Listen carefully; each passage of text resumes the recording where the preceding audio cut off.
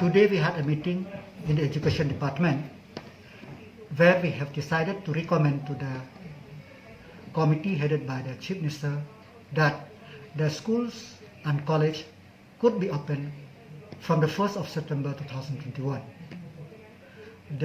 Our recommendation will be like this. For the college, both urban and rural, they will open, all will be open. For class 9, 10, 11 and 12, both urban and rural, they can open.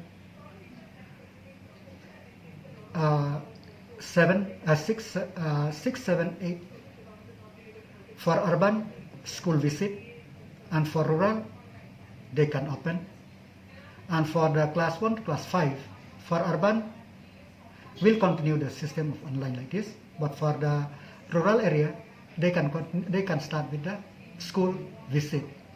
So this we have decided to recommend to the committee for its approval that from the 1st of September will open. Then all the modalities will be given after the approval of the High Power Committee.